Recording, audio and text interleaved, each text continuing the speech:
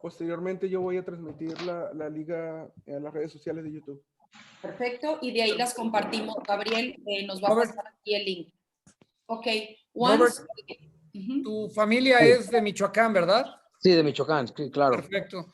¿Puedes cambiar de lugar, Robert? Porque como te queda la ventana atrás, te ves muy oscuro. Estamos al aire. ¿Mejor? Good morning, my neighbor.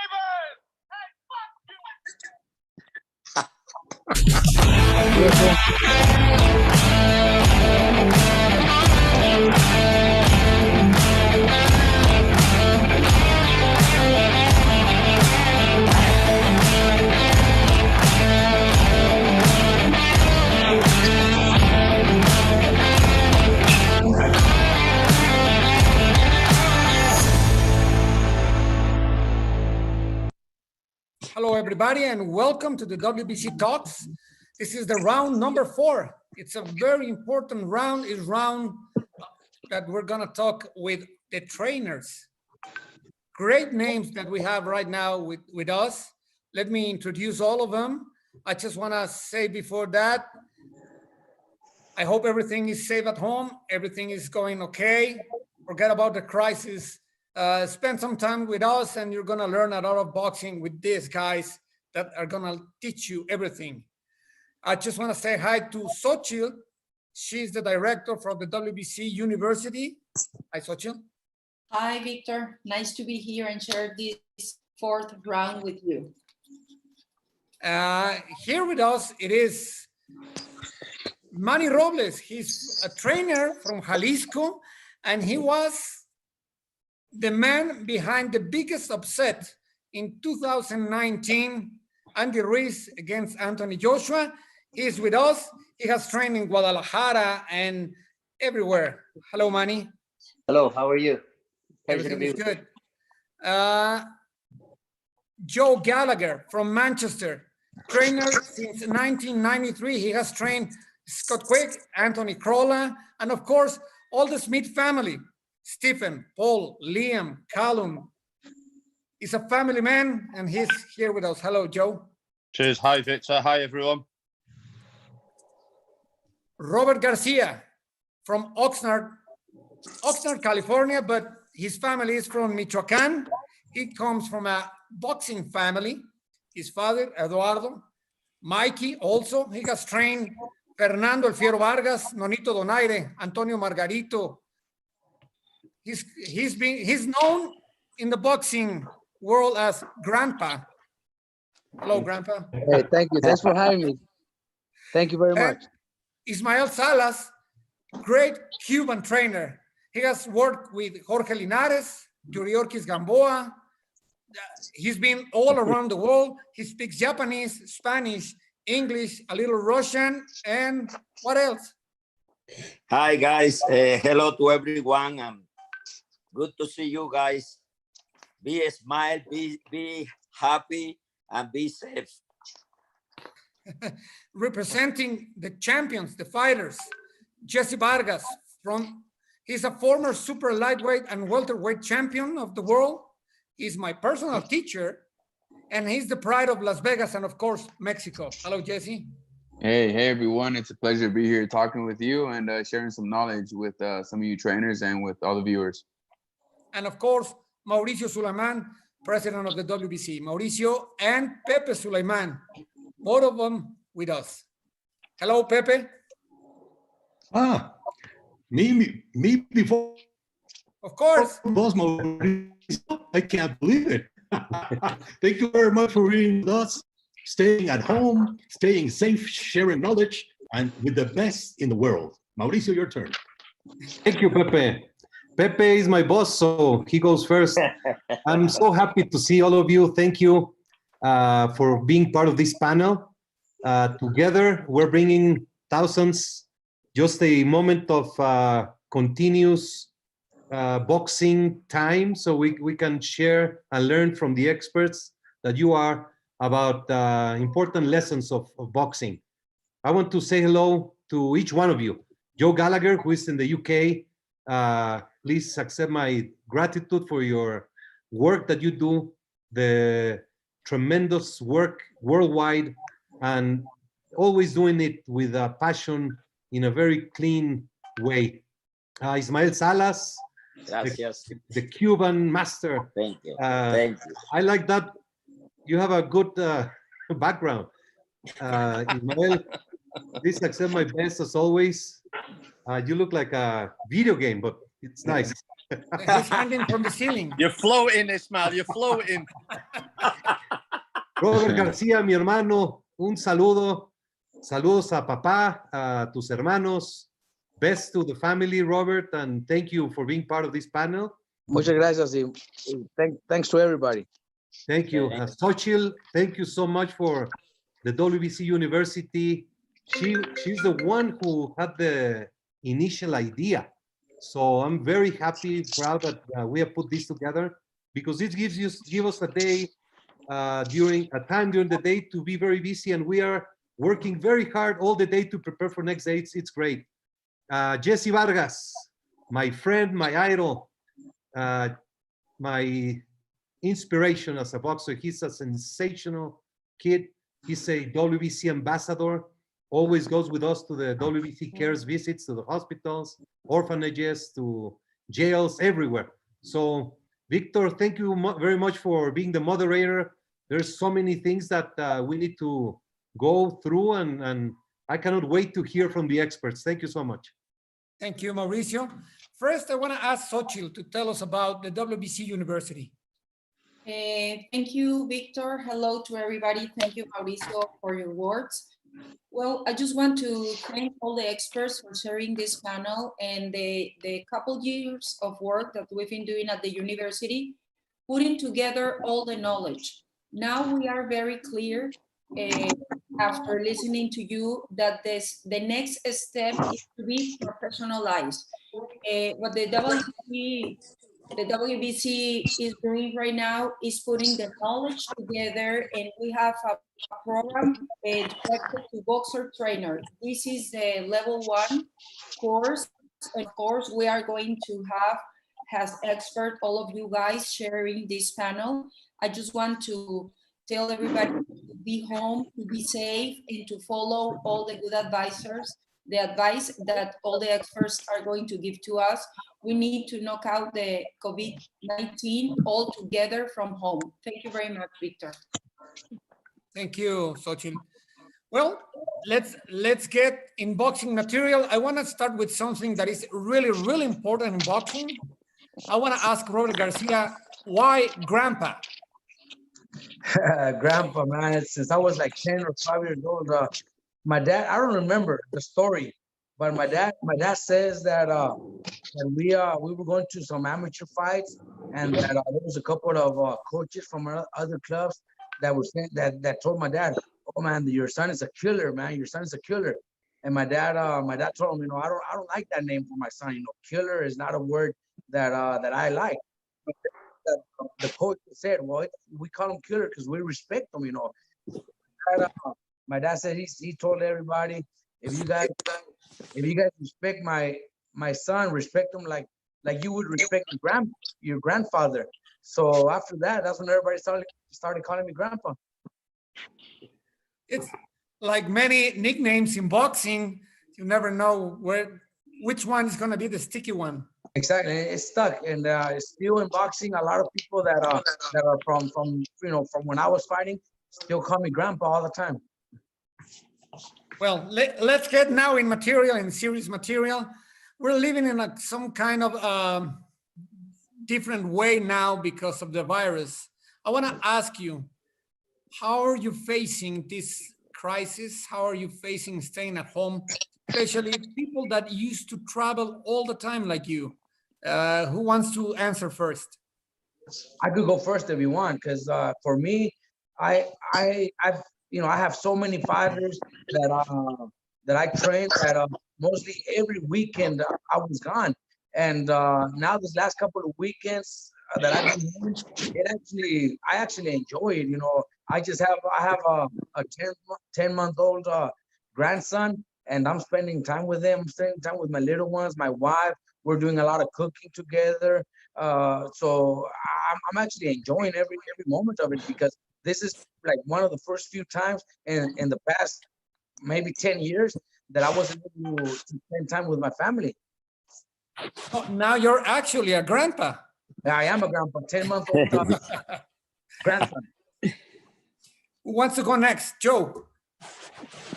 Yeah, I'm not fortunate to be enjoying it like Robert. It's absolutely killing me not being able to go to the gym over here in the UK now, where we are. It's total lockdown. My last training session was Monday. Everyone was in the gym, and now we're on total lockdown.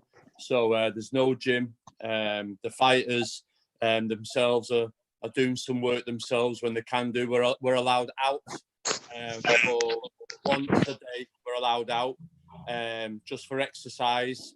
And the fighters are making use of that one time out of the house exercise by running or long walks or cycling. But it's total lockdown here, so they're all at home doing their own work at home, whether it be shadow boxing at home, skipping, floor work. But for me as a coach, I miss the gym. That's like your home, and the gym environment. I think the social banter with your fighters, like Robert there's a lot of fighters in the stable, and it's like going to work every day, and I'm missing that at the moment. And I can't wait for this COVID-19 to clear off and get back to normality. Manny. How's it going, everyone? Spending a lot of time at home, obviously, have not been able to go to the gym is something I obviously miss very much, but spending time at home, working on my house, doing a lot of some remodeling, painting, gardening, a little bit reading. Been finding myself reading some books, and you know, just spending time for myself, and obviously spending time with my wife. And I have my in-laws here. My in-laws, both my mother-in-law, my father-in-law are here staying with me because, as you know, they're a little older, and they need someone to oversee them and to, you know, look out for them. And I'm actually quite happy that my mother-in-law is here because she's been cooking for me every day. So she's got some great Mexican food here. So I'm pretty spoiled, but things are good. I mean, it gives us all an opportunity to be with our families, be with our loved ones, and to spend time. I'm losing everyone. I have a bad connection right now. We can hear you. We hear you, Victor. See, everything is good. Mm-hmm. Yep. I can hear you. Yes, maybe you continue with your talk if you want. Pepe can help us to continue the conversation, please. Yes. Mauricio. Yes, we were wondering, first of all, in this time, this difficult times, what are trainings recommending their boxers to keep them active during these times where you cannot go to the gym? And you know, the boxer has a lot of energy, a lot of preparation. I know many had fights postponed, as well as the challengers. So what are you as trainers recommending your fighters to do during these times? Okay. Hi, everyone. Here from Las Vegas. Always happy to have this conversation with you guys, to see you guys. Before anything, I'd like to say be safe and wish all the best for you guys. Okay, as Joe say and Robert as well, we have many fighters from different part of the globe, different country, different continent. Finally, I have to send back all of them, you know. So one thing I learned through the experience is that every time you have kind of a cancer fight or have to postpone the fighter have to come back to the level that not get overtraining or don't get the peak too early. So one of my things I've been learning through experience is that keep them in very easy rest, but with activity. So for me, the best way to keep the guys up to date is through power walk. So I recommend to use a power walk in your backyard. You can do power walk even inside the any hole in your house. What is the power joke? No, power walk. Power walk. What is the power walk? Yes, power walk. Power walk is you have to increase the intensity of your step and normal walk. So keep your heart rate level in between 130 to 135 heartbeat per minute. So this thing means all your blood circulation, cleaning up all your system. In their case, so many fighters get overtrained. They have so much accumulation, all the adrenaline, acid lactic, many things. So the best way to calm down and to flush out all this stress, physical stress, mental stress, is through power walk. Thank you very much. I would like to go and share a video that we have prepared for our special guest of today. Pasamos el video, por favor, Xochitl.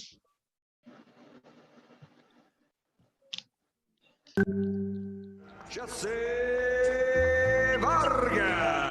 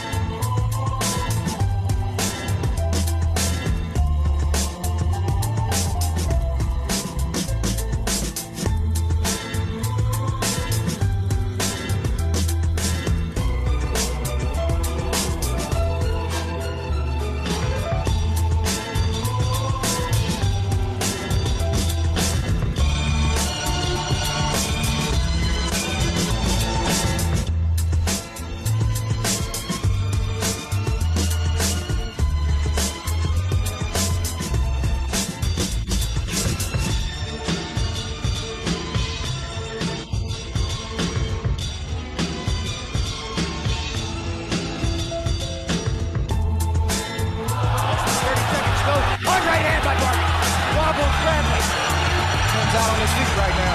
Yep, Peter's out on his feet.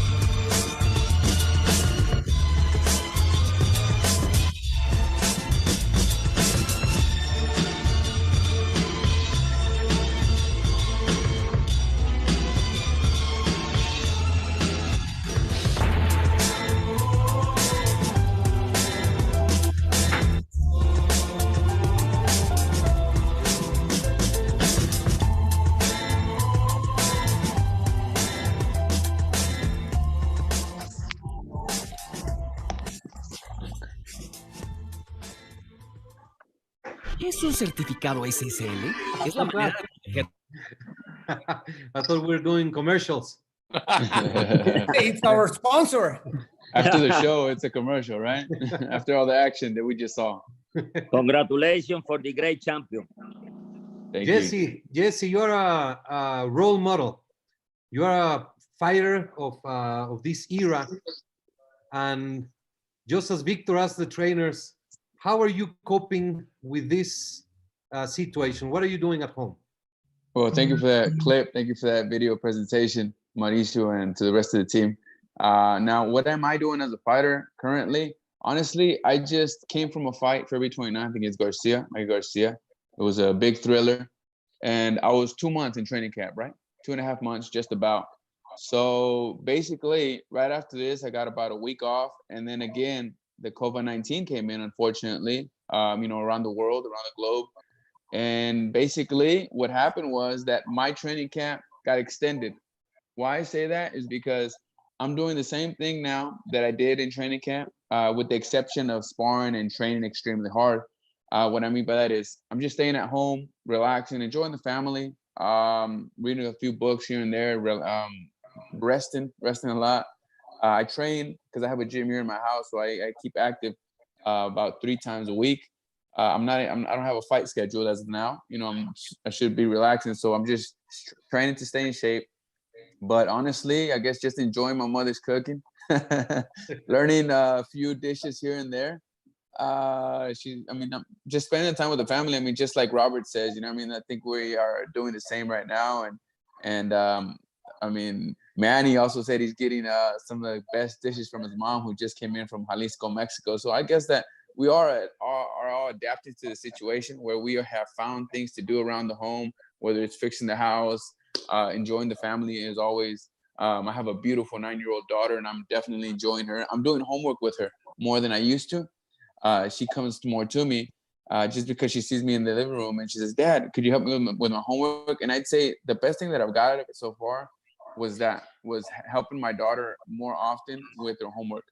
And that's been something sweet that I've taken advantage of. And I watch you also dancing in TikTok, and that's something else that I've been doing. Yeah, you know what? I have a little sister and my daughter. They tell me, "Dad, let's do a TikTok." It's a thing that's in right now, and it's like a challenge where, you know, you come up with this dance routine, you learn it, and then you basically do it with one of the songs. And I did about 3 of them with my daughter and another one with my sister. And I mean, it's just something to entertain ourselves with, something friendly here in the family. It's something to find ourselves productive with. I've done some lip singing too. I don't know if you want to hear that. Hey, let's see. maybe. Let me work on it first, Mauricio, and then I'll send it to you. I'll send it to everybody. You can challenge a champion, challenge someone. We'll do that. We can do that. Yeah, let's get the boxers challenge. Okay, deal. Lip singing. Jesse also sent us videos for the WBC workout at home. Oh yes, we're doing the daily. I mean, every moment WBC workout. And Jesse, tell us about it, please.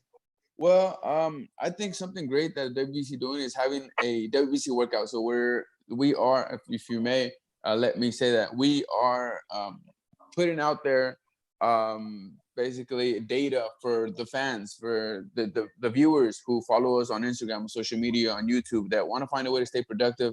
Mauricio has come up with the WBC workout, which is a workout from each individual, each champion or former champion, just anyone that's involved in boxing that knows the routine, to show the viewers that watches on Instagram, Facebook, Twitter. As you all know, social media has been huge in the last few years. And now it's the way of them getting their news. It's the way of getting their daily routines and so forth. So now we are giving them this content that shows them 3 to 4 to 5 different exercises that they can do. You know, as you know, we're all relaxing. We're either cooking, we're watching TV, we're reading books, but you can also add an exercise that will help circulate the blood in your body, increase the heart rate, you know, so basically for your health, to stay healthy. And it's 5 different exercises that can take anywhere from 15 to 30 minutes, depending on how you do it. And I think it's very convenient for all the fans that are watching us on social media. I'm sure that they are interested in doing it and interested to staying healthy, to staying active, productive, and very beneficial for everyone. I mean, even for me, that I'm showing them how to do it, I think it's fun, something different. But I mean, it's different times and it causes for different measures. Talking about this, I would like to ask, especially Joe now, that is living a lockdown in Manchester, in the UK. What are you telling your fighters to do? Are they training? Are they running? Are they staying at home? What's happening there? And what is your advice for your fighters? Yeah, we had Natasha Jonas. She was going to fight for the WBC title against Terry Harper in April. That's been cancelled. She was halfway deep into camp training for that. But I've told her to stay active when she can. She's doing her road work still. She's keeping on top of her diet to an extent. Not too strict, but enough that if this clears up and we know that once this clears up, everybody will be mad to fight. Everyone want them dates. Everyone's got to be overwhelmed with boxing shows, and we have to be ready for the likes of when Eddie Hearn or Frank Warren or Golden Boy or Bob Arum phone up and say, can your fighter fight Hiss? They've got to be ready. The phone's going to go. So the fighters are taking over to an extent. They're doing the floor work. They're doing the groundwork. But like you say, you can't beat sparring or pad work, anything like that. But they're doing everything else. And that's it. They're only allowed out once a day for exercise, and they're making the most of that. Some of them are going for long walks with the family.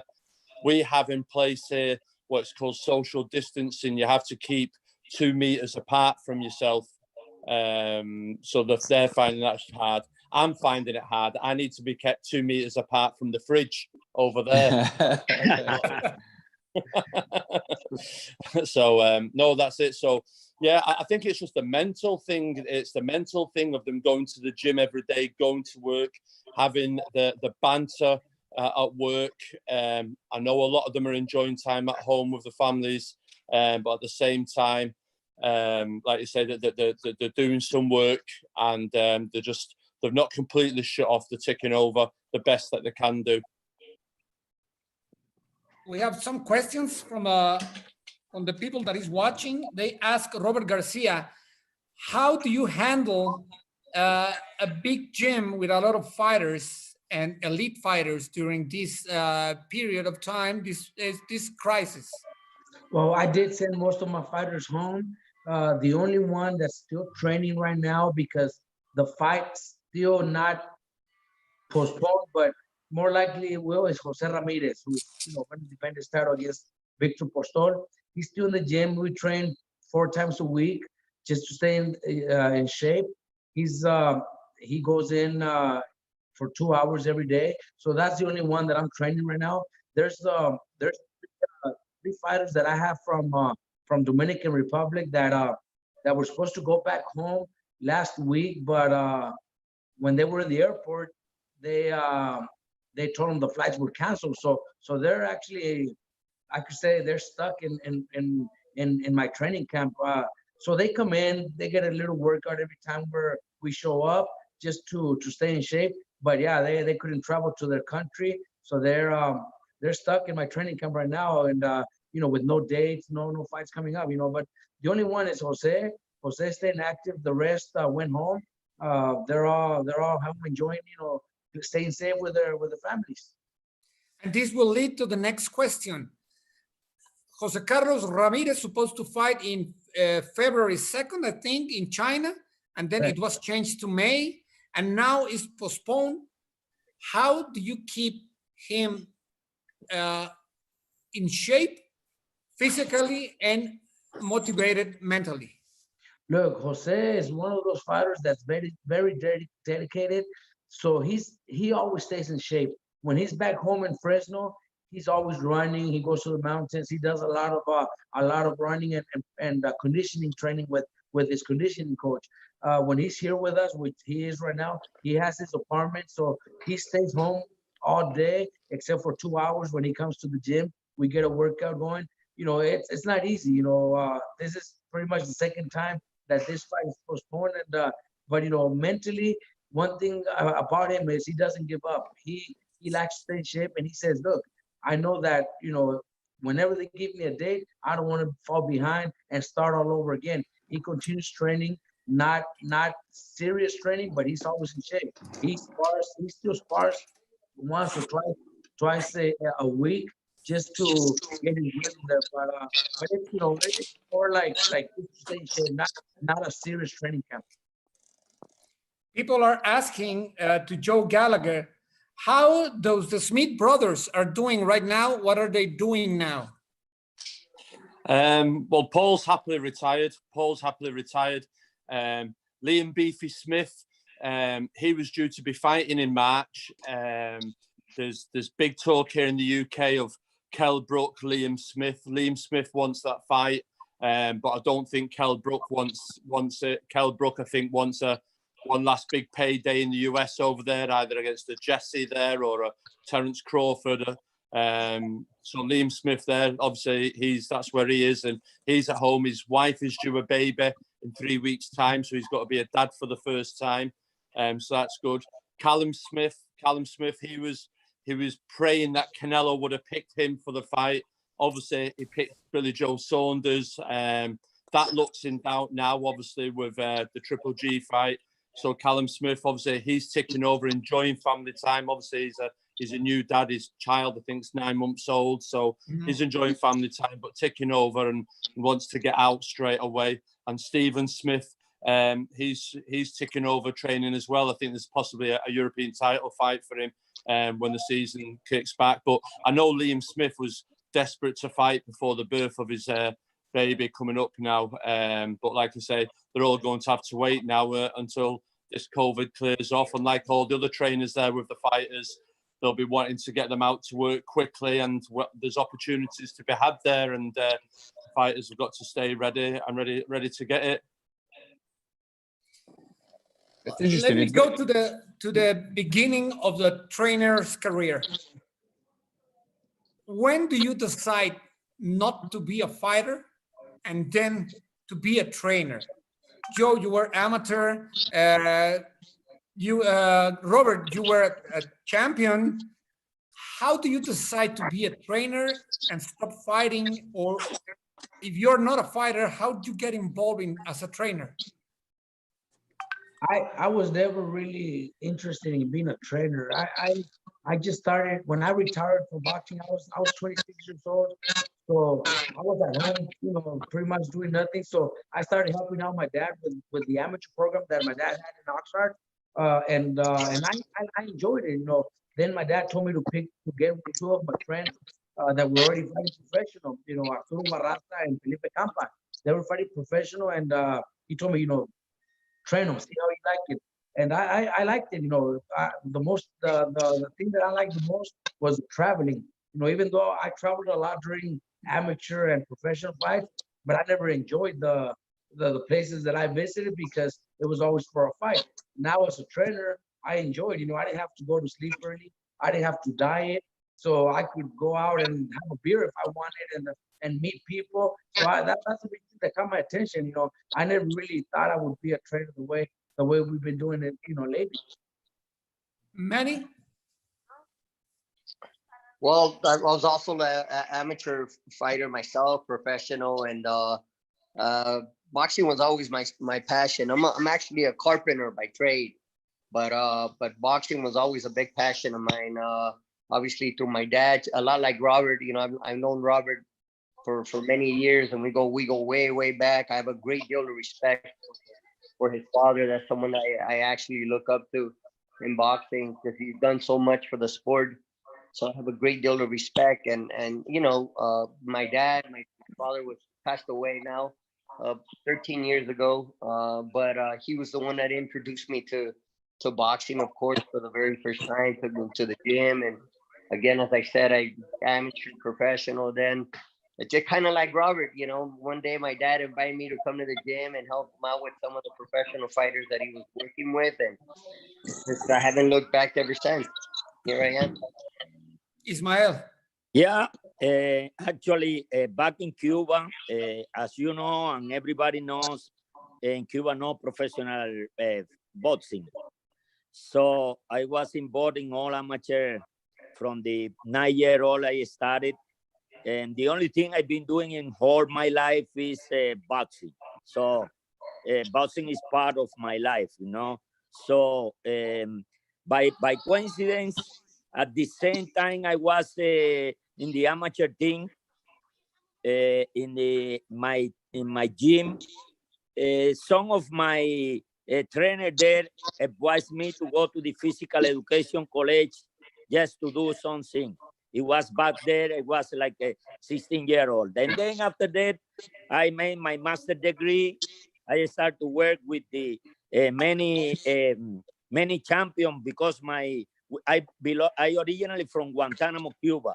So one of the best fighters all time in amateur being a Cuban, Guantanamo.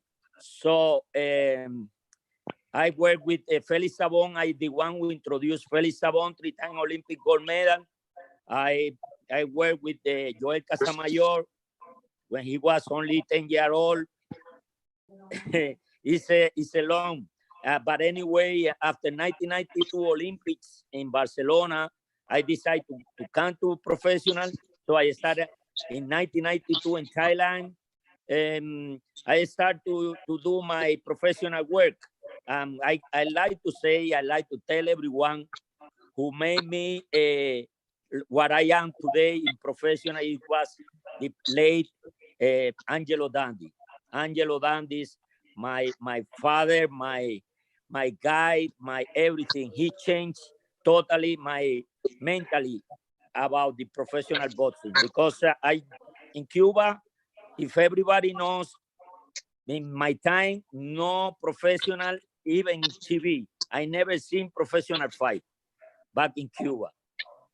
So when I came to Thailand, I just started to see a professional, and I love to learn, daily learning, never ending learning. And one of my first world champion in Thailand, it was the challenger was from Angelo Dandi. Angelo Dandi, very nice, very fluent Spanish speaking, because he was in Havana for many years. So we clicked very easy, very easy. From then till the day he passed away, we have always phone call, always so much respect each other, and most from me to him, because it was my guy, my change. So it's a passion, it's part of our life, and I respect every trainer. I know how much they sacrifice for each fighter. Win or lose, we have to be with them, no matter what. And this is a life of the boxing trainer.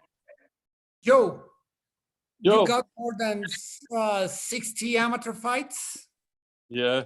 And then in 1993, you decided to be a trainer. Why? Yeah. Like anything, when you're amateur boxing, you go to age 17, you leave school, and my dad took me out working with him on the roads, construction, laying pavements, curbs, flags, and this is hard work. This is hard work. But I always liked helping out still at the amateur club and helping the kids out. So I decided to go coaching amateur in 93.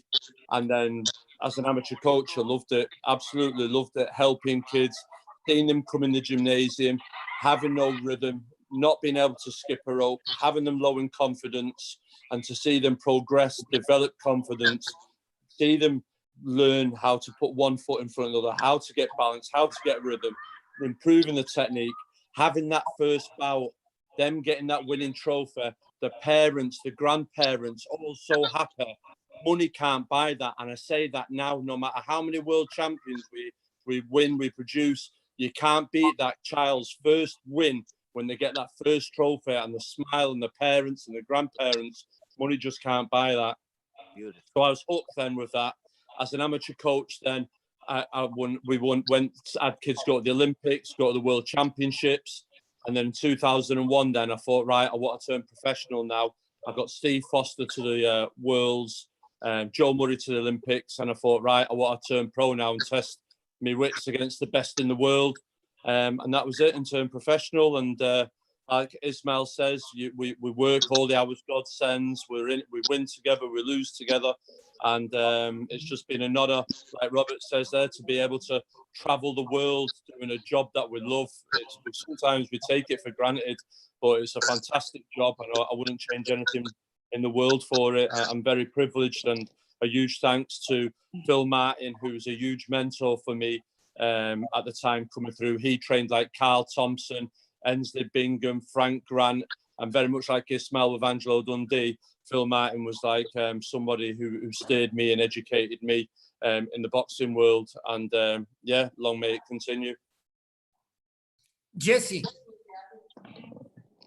long after when you retire, would you like to be a trainer? You know what? I honestly never thought of it, but I mean, it's an option, definitely. I think we'll see. Only time will tell. Only time will tell. It's something interesting to me. I prefer to be a manager to help guide other fighters' careers. If at one point, you know, I get out as a fighter and I plan to do something, I'd say be a manager to help guide some of these fighters' careers, just because I have some knowledge on what to be prepared for and what to warn them in. And I just feel that I could be helpful to some of these young fighters. That's about it. Other than that, to be a coach, I haven't thought about it just yet, but it's very interesting to hear these stories from Joe, from Robert, from Manny, each and every one, Salas. It's very interesting, but I haven't put too much thought into it. We'll see. Only time will tell. I have a question. Being former fighters, how do you making the transition from fighter to trainer? We have talked about this. You have a style in boxing. You have strengths. How do you not transfer your qualities as a boxer to your pupils, to your students? I'll start. Look, in this sport, there's so many different styles, and you gotta know what style your fighter is. And if you're one of those trainers that only trains one style, well, then that's the only type of fighter you're gonna have. You cannot, if you train to be a brawler, well, then you can't train somebody to box. But you have to know that everybody has a different style. I separate my fighters in different times. If it's at 10 in the morning, 2 o'clock, 4 o'clock, 6 o'clock, whatever it is, every fighter is different. So if I'm training Mikey, boxing counter puncher, then that's what I focus on, the 2 hours that I'm training him. But then when I was training Maidana or Brandon Rios, it's totally different. It's a total different workout, different type of training, different type of combinations. So we just have to know how to balance each fighter's time to be able to train them differently. And that's the benefit of Robert and former fighters, that they understand the different styles in the game, right? So everyone has their own style and they need to make adjustments. And of course, I'm sure Robert has certain techniques that he shows each fighter, right? But it's true, their Jesse. Style automatically. Right, you're right, Jesse. And then a lot of things also that has helped me out a lot in training is I used to fight, and I used to have a hard time making weight. So nowadays things have changed. Years ago when I was fighting, we used to cut water 3 weeks before the fight. That's the last thing we could do right now. Right now is drink a lot of water. That's when we cut weight, but we didn't know that, sometimes a body needs a day off. So there's a lot of times when I give my fighters a Thursday off so they could rest and they could relax, and then come on Friday, they come very, very, very, very good. They come in stronger and faster because they took a day off. I lived it. I lived all that hard training, the wearing plastics and cutting water, things that I've learned and things that I've changed. Now all my fighters, they don't, they know how to do it better than when I was fighting. Robert, I see a beautiful belt on your back. Oh yeah, that's one you gave me. Yeah, the trainer belt. All of that was a dream that my father had. Yes. And Pryor, the son of Aaron Pryor, he contacted me about 2 years ago, and he said that why does not the WBC recognize a trainer? Because the trainer is the one as much responsible as the fighter for the performance. When you take them as their son, as a daughter, when they start, you become a father figure, you run with them, you design everything. It's a really, really a great relationship, and it's certainly great credit goes to the trainers. And that's why the WC trainer belt is one of our prides, and I can see it right there. No, thank you very much, and appreciate it. It's great, to get that recognition, and it's awesome what you are doing. Thank you. Many times it's hard because we blame the trainer when the fighter lost. But we never recognize when he wins. I would like to ask something else. Fighters has changed. They used to run, punch the bag, spar, and then they were ready. Now involves nutrition, oxygen, a lot of things. But also the trainer has changed. There you go, Mauricio. Hey, Joe Brothers.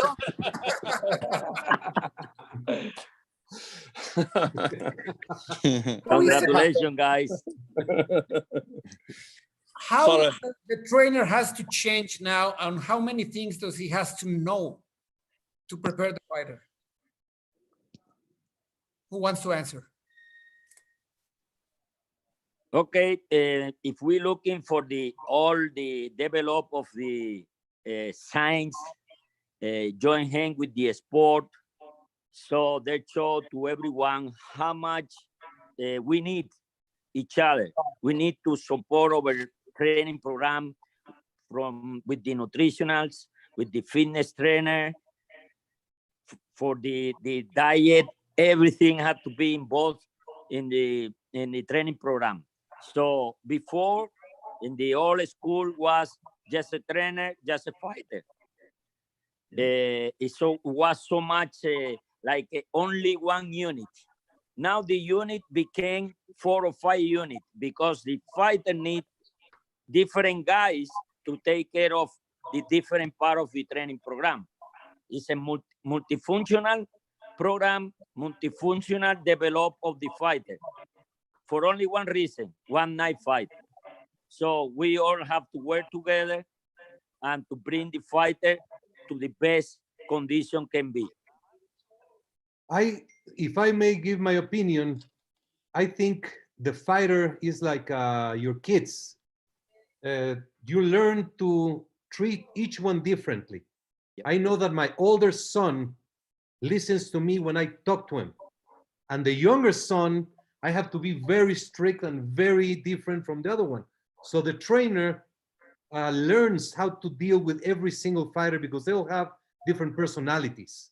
Yeah. And once they understand that you are the one taking care of his future, that all that the trainer wants is to develop the future of him to become successful, then a relationship starts to grow. Question, do many fighters leave the gym? They do not find it, they do not get that relationship, but then they go to other gym. Is that common? Yep, it's a normal thing happens in you know, now because of the social media, get all the boy out sometime of the focus, what they have to do. But our trainer part is just to keep in touch with them. They can feel you care for them, not only in training, not only in fight, also in the personal life. No need to be too deep involved, but you need to give to them some influence, positive influence, I mean. Yes, the great example is Manny Robles. Manny, I respect you so much. I feel the greatness. I've known you for several years, but the way you put Andy Ruiz to be ready to win the title is a perfect example of what, and then what happened is a perfect example of what. So I like to give Manny Robles a praise. You're a sensational human being. Yep. And that championship, it's more than half yours, Manny. Thank you so much. I really appreciate that. And it wasn't coincidence, it wasn't luck, like some people might tend to say or think. You know, a lot of hard work was put into that. And you know, we worked extremely hard together as a team. And like 𝗧𝗔𝗟𝗡 just explained it, and it's more than just nowadays. It's more than just a trainer fighter. Now you need a nutritionist. Now you need a strength and conditioning coach. You know, you bring the PR in and make him part of the team as well. It takes a village to build a champion.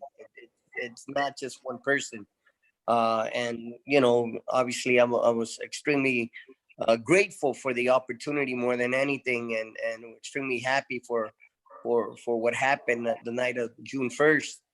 But then, like you said, you know, you sometimes the discipline is lost, and unfortunately, in the society that we live in today, as you explained, with the social media and everything that goes on and everything that occurs, obviously some fighters can get derailed and lose focus, but that's not always the case. But for the most part, as you explained, you know, when a fighter wins, it's the fighter. When a fighter is in defeat, it's a lot of the blame goes towards the us coaches. But we have to learn to grow thick skin, and we have to, you know, just rebound and get over it really quick and move on to the next test again, the next fighter, because we most of us speaking today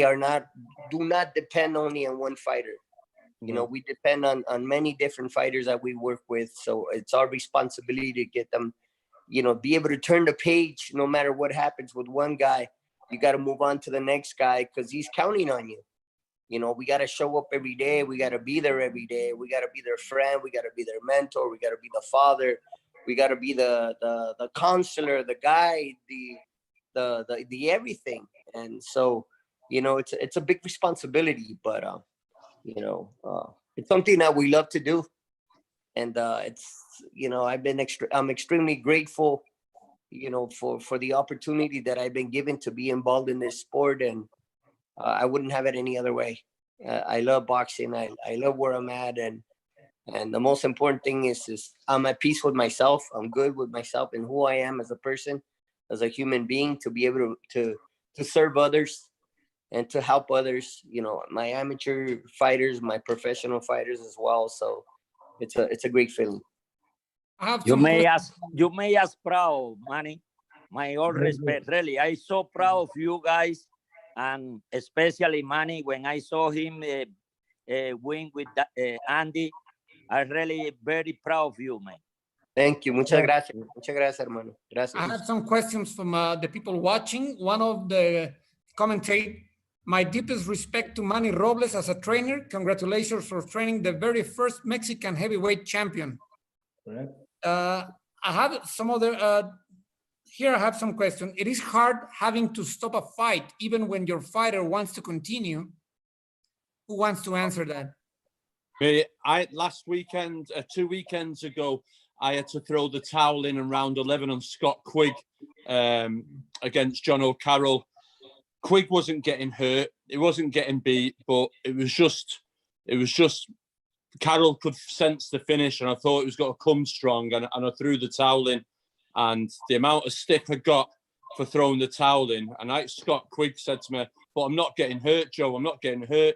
He hasn't been hurt, he wasn't down, but you know when it isn't your fighter's night, it just isn't there no more, and I threw the towel in. But the abuse that I got for stopping the fight was like, wow. First and foremost, as you all say, you build up a relationship with fighters and you treat them like your own kids, and I'm not going to leave a fighter in there for a couple of rounds more just for the sake of saying I went the distance. Do you know what I mean? His health and safety is first and foremost, and I called an end, and it was a hard decision because it wasn't like when Mark Breland threw the towel in, he saved Deontay for another day. Throwing the towel in this time, I was bringing the curtain down on his career, and that was a big decision. Instead of just waiting, it was a huge decision, and Scott was all right afterwards. But as you say there, we don't ever enjoy the moment, because on to the next day, we're on to the next fighter going somewhere else. But you have to have tough skin, because they're not that quick to give you the praise, but they're very quick to knock you when you get it wrong. I would like to take the opportunity to run by this panel something that we have been discussing. Some of you have spoken with me about this, but also we need to formally incorporate some form of registry of what happens in the gym. In the last convention, we agreed that a knockout at the gym has to be reported to the local boxing commission where that fighter belongs. Because we all believe that some of the injuries that happen in a fight come from previous accidents in the sparring or in the private life of the fighter. So I would like if this panel could help us start that movement of having the registry, a log of how many rounds each fighter spars, and then the commitment of reporting to the boxing commission whenever a knockout or a serious injury happens in the gymnasium. Mauricio, I think that's a good idea, and I've mentioned it a couple of times. You know that most of the fighters do their medicals maybe 4 to 6 weeks before their fight. Sometimes even more than that. But then they still have to go through lots of rounds of sparring. A lot of them get injured. A lot of them get dropped. A lot of them get knocked out. It does happen. So I've mentioned it before, and I don't know if it's a good idea because a lot of fights will probably be canceled the week of the fight. But if we did medicals or at least an MRI or something the week of the fight, which is when the fighter is already not sparring, I think it would be a good idea to save a lot of those fighters that get injured in training. But then the promoters wouldn't like it because some of those fights might have to get canceled because they wouldn't be able to pass. Because a lot of injuries do happen in sparring after all the fighters have already done their medicals. Right, right. So this is something that we would like to work.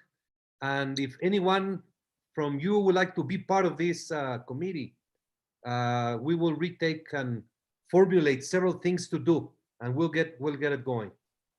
Definitely. Yes, very smart, very wise. I have some people that is watching, 𝗥𝗢𝗨𝗡𝗗. This is so great to hear from these guys. Very interesting stuff. Nancy Rodriguez, trainers, how hard or easy is to help fighters to change their bad habits? Not easy at all. Very hard. Especially when the habit is eating a lot. It's very hard.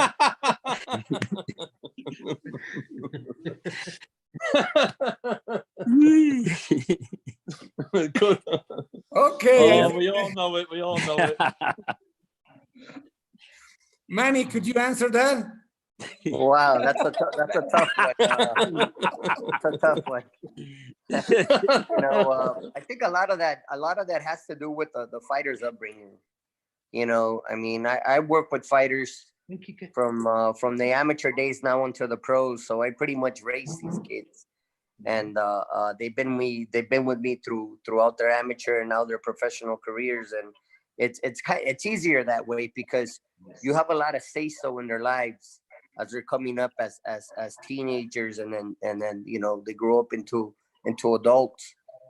You know them well, but a lot of these fighters that we end up working with, along the way, these are made fighters, professional fighters that are well into their careers, and a lot of times you don't know what you end up with. You might be working with a fighter that behaves a certain way in the gym and is disciplined while he's in the gym, and they train hard, they do what they're supposed to do while they're in the gym, but when they leave, when they go home, it's a different situation. It's a different story. We're not with them 24 hours a day. We're not their babysitters. You know what I mean? We're their coaches, and we're there for them if they need us. Obviously I'm there for every one of my fighters. If I'm only a phone call away, if any of them need me, I'm there for them. But unfortunately, that's not always the case. A lot of fighters have these extracurricular activities that they have that we're not aware of, and there's absolutely nothing we can do about that. They're adults. They're old enough to make their own decisions, and sometimes those decisions are not always the best. And like I said, everybody's got to hold themselves accountable. Accountability is very important in this game, and when you don't have that, then there's not much you can do as a coach. It was very hard, Manny, over here in the UK. Before what we call the Ricky Hatton era, fighters always used to be 10 pounds, thereabouts, around the weight. Once Ricky Hatton came through, he influenced a whole generation of that. It was acceptable to balloon up in weight and have a 12-week camp to come down. And it used to be celebrated that he'd look great and he'd come down from 13, 14 stone down to 10 stone. And that was hard at the time as an amateur coach, when you're trying to tell your kids, no, this is how you eat, this is how you drink. And they go, well, Ricky Hatton does it. And you have no other, how can you say anything at the time when he's flying high? That they're the hard things at times. You've got to get the fighters young, and there is. And I was fortunate with Crawler. Crawler was a kid that was old school, listened, I had from a young age, and listened, and was never that much heavy, always just 10 pounds, 12 pounds. That's it, no more heavy than that this day and age. It was fashionable to go big. Yet in the old days, it was rumored that Mosley, Hopkins, Mayweather never really went that big. And that's most probably why they had huge longevity in the career. Absolutely. Discipline. Yeah. Absolutely. I have one more question. Can you develop punching power? Or is it something that you are born with? You're definitely born with it, but I cannot. But I believe that you cannot, actually develop more power. It's a strategy that each and every one of us use differently. But you can definitely generate more power. You can definitely create more power, but it's got to be taught. It's got to be taught in the gym, and to get use your legs, head, shoulders to develop more power. So I believe you can. I believe you can develop power. It's about power or timing. What do you think, Jesse? I think it has to do with both. I think it's about timing. They have to be timed perfectly, and the power behind them, the technique behind them. Keep in mind that a lot of that power comes from the lower body. And yeah, I think that you can generate more power depending on the technique. Also, certain ways that you exercise on the bag, how you punch, make sure you have a close fist, certain things, right? Coaches, I think technique and hit the bag as hard as you can too. I think that should help. Anyone else? Yeah, what I like to say is power is a God gift. We have different quality. Can be strength, can be power, can be resistance, can be speedy. But in boxing, as long we create the proper biomechanics, motion of every punch, we place in the right position over gravitational center, and then he developed that way. You can increase, and then we start to talk the precision and timing. This sounds about right. Yeah, that sounds. I agree with you. I agree as well.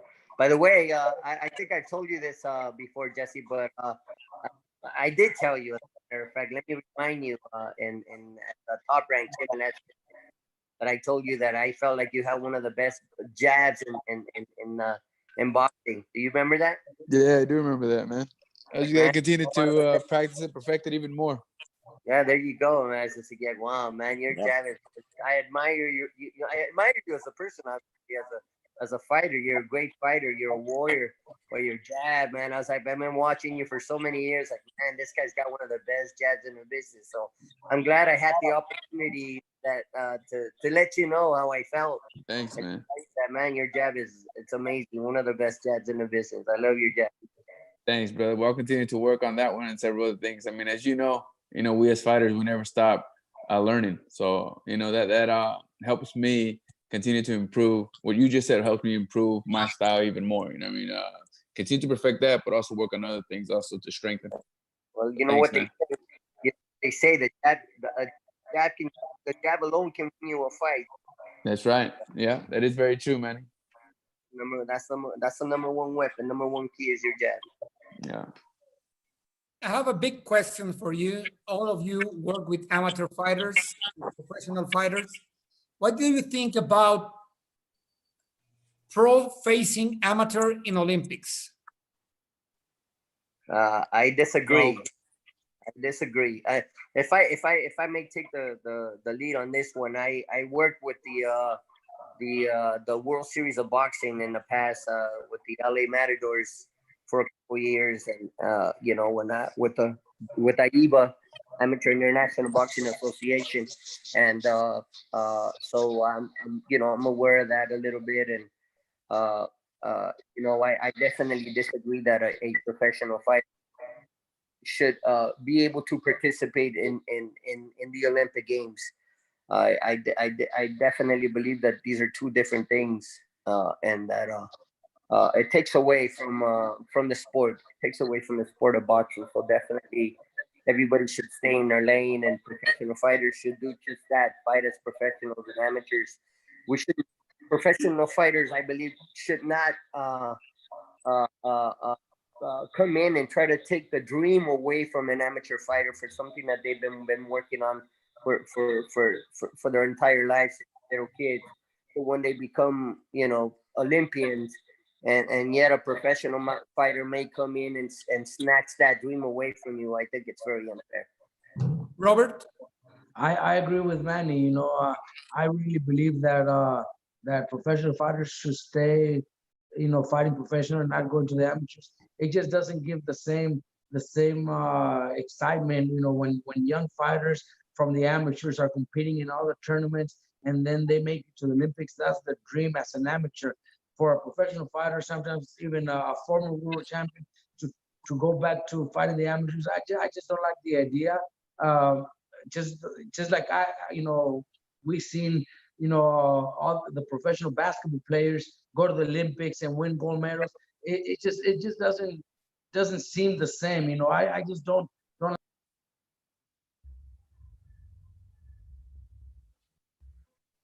You got your microphone mute. Who? I think we lost Robert. Joe, would you answer that?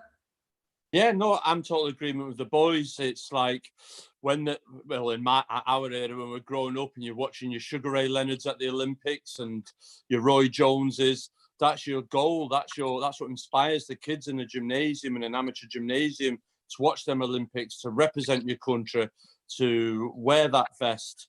And then you get a medal and you turn professional, you start your professional journey. I feel for a professional to come back to the amateurs, you're robbing a kid of a dream. And we've just seen that recently. We've seen Define Parsons there. Many thought she beat Katie Taylor last year in New York. Well, she's just gone into Olympic qualifier and got beat in the first round, yet she nearly beat Katie Taylor. So it's two different sports. So her stock has absolutely plummeted now from where it was up there with Katie Taylor, going back into the Olympic qualifiers and got beat straight away. It's where does she go from here now? I agree. Just everyone stick with what they're doing. What do you think, Ismael? Yeah, for me, I start from one thing, different motivation to be amateur and to be professional. Amateur is full of dream. It's the young blood, young kids looking for the pride to represent the country.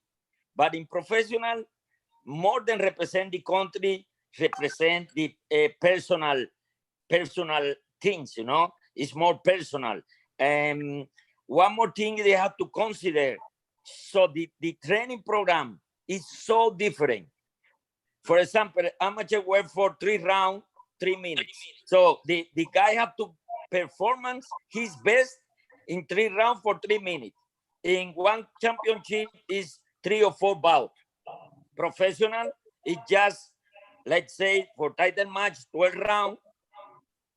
He has to train. All his training program is to get endurance during the 12-round competition.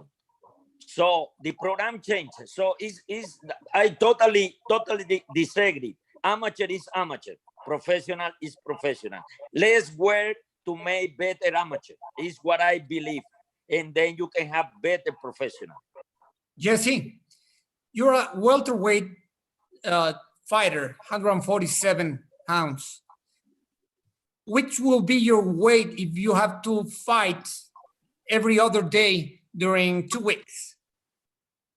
Let's see, if I fight 47 and I fight every other 2 weeks, I'd say no more than, you have to stay within 10 pounds.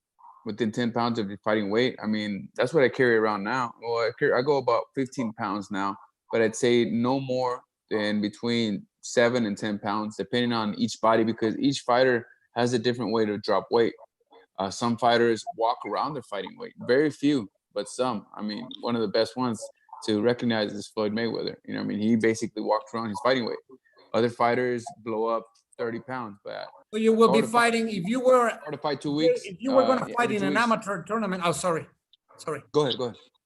If you were going to fight in a amateur tournament or for the Olympics, you will be fighting in middleweight.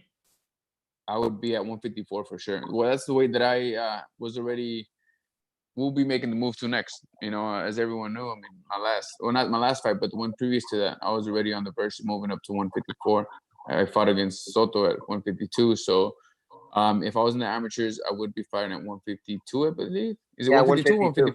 Yeah, 152. So 152. Yeah, 152. And, you know, I'm sure I would feel comfortable there just because it's my walk around weight, and I've always fought around my walk around weight. And I mean, it's safer for the kids too. I mean, it's safer for the kids because they don't have to drop so much water weight and deplete their body of something that it needs. You know what I mean? It could become dangerous. That's something that I respect the WBC for, because they always find ways. I mean, they're always looking out for the fighter, always finding ways to protect them and keep them safe. You know, just a few minutes ago, Mauricio said that, you know, if we would all be involved in this program where we would find ways to register a fighter's training camp where they have any injuries, I think that's something to admire, and that's something to keep the fighter safe. Also, when his father, Jose Suleiman, brought down 15 rounds to 12 rounds, is something that shows that they are looking out for fighters. And the question that you're asking me now is something that should be informed to these younger amateurs, that they shouldn't be depleting themselves so much if they have to fight not only every 2 weeks, but say these fighters are in a national tournament or the Olympics, they have to fight every day and they have to make weight every day. You know what I mean? And if it's not their weight and they're cutting themselves down to make it, they're killing themselves to make it, it could be dangerous in the long run. Mauricio, you have something to say? This has been a big battle for the WBC since AIBA, and this comes from 10 years ago. AIBA unfortunately took the wrong turn. Bad administration. The president, Dr. Wu, took a decision to try to make AIBA a for-profit organization that, instead of looking out for the sport, for the boxers, for the Olympics, the intentions of AIBA was gaining money. So they started the World Boxing Super Series, or what's the name? Amateur Gone Pro, something like that. Something like that. They started doing boxing where fighters without headgear, without t-shirt, fighting for 5 rounds. That's and getting paid. That's professional boxing. And they signed those fighters. So it was clearly a matter that had to do with the money. It was a money-oriented decision that they took. Yep. Our battle has been because until they at least put some limits and criteria on professional boxers fighting in the Olympics, we could even consider it. Right now, there's no criteria. The way the rules for the Olympic competition says that there's no distinction between amateur or professional. Even in the smallest club show, when you have a 4-rounder competing, he's going to fight against a 4-rounder. You don't see a 4-rounder fighting against a 10-rounder. So yeah, if they don't even put a limit, let's say they say, okay, there's going to be professionals, but no, that have fought for 4 rounds or no more than 10 fights, then you can still have a certain limit. But for the WBC has been 0 tolerance, absolutely no.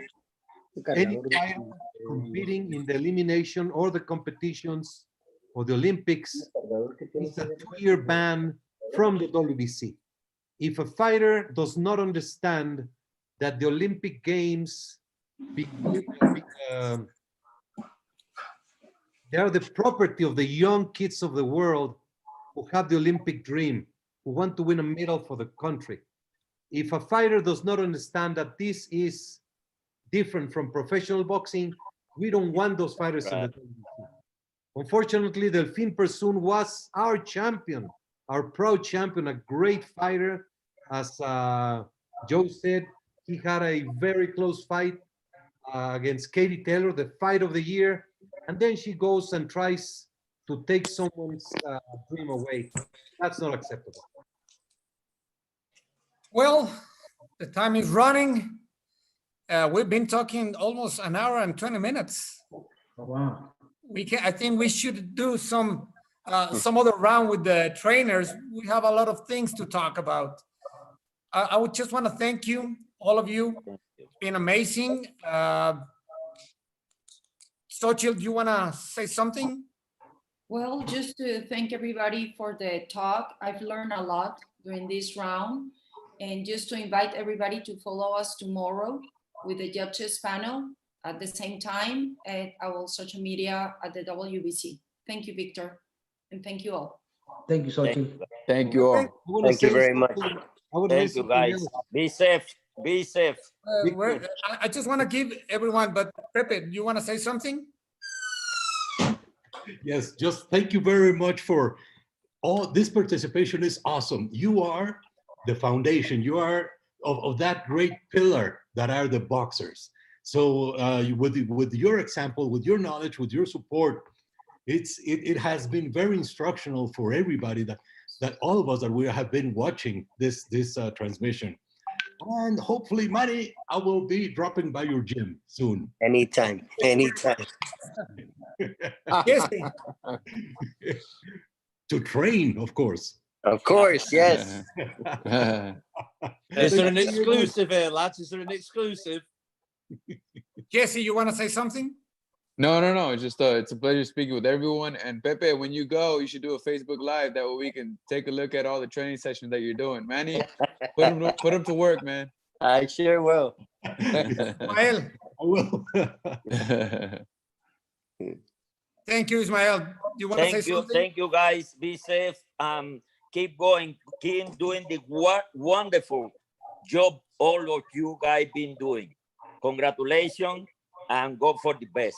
Thank you to WBC to give the opportunity to use this platform to express ourselves and to because we learning today a lot each other, and we learning from the knowledge and wise of all those I calling the true hero of boxing. Thank you, guys. Thank you, Ismael. Manny. Well, more than anything, thank you very much for having me. And as you can see, there's some great coaches here with Robert, of course, and Gallagher, and with Mr. Ismael Salas, and so many other great coaches out there in the world of boxing, that they're just to show the people there's actually nothing but respect for one another here, and nothing but well wishes for everyone. There's no egos here. There's no animosity or nothing like that. There's only respect, only the respect for that we have towards one another. And I wish you guys all the best. God bless everyone, and more than anything, stay healthy. Thank you, Manny. Robert. No, thank you very much, Manny. Thanks for everything, Miguel. Mr. Salas, very nice to hear you. You know, you have a lot of knowledge, and it's great, Joe. Great to see from you guys. Everybody stay safe, enjoy the family, but most importantly is stay safe. Right now at this time of the, what's going on, the best thing is to stay safe. Mr. Salas, un placer. Thank you. Gracias. Joe. Cheers, Victor. Thanks for inviting me to do this. It's been a real privilege. Great to see Robert, Ismael, Manny, everybody, Maurizio. Thank you. And I think it's very important in this moment in time that there's a sense of belonging, and I feel we all felt that today. And I'm sure Jesse's got to go off now and get another takeaway drive-through like we seen yesterday. I just wish you all the best. Look after your family, look after yourselves, and wash your hands, and we'll see each other soon. Thank you all. Cheers, All mate. right, everyone. Take Mauricio. care. Yes, looking at Jesse and his cup. Don Ramon tequila. I'm gonna go and have my own tequila this morning. Let's enjoy life. Look at the dog. I just had my dog. Mis perritos. Participate. And we will get through this. We're gonna knock out this this virus, and we're gonna do it together. And boxing is gonna come back stronger. Everybody's gonna want to see the next fight. Every fighter is gonna be waiting to go into the ring. 𝗧𝗔𝗟𝗞, thank you so much for WBC University, and thank you all from the panel. Thank you. God bless. All the best. Thank you all. Thank you. All the best. I have Yes, this Dave. little fighter who wants to train this little fighter. I'll train him. Okay, perfect. Grandpa Thank will you very take much it. to everyone. Thanks for sharing with all the people. They are home. And don't wait for the round number 5 tomorrow. Judges, thank you very much to everybody. Bye-bye. Bye-bye.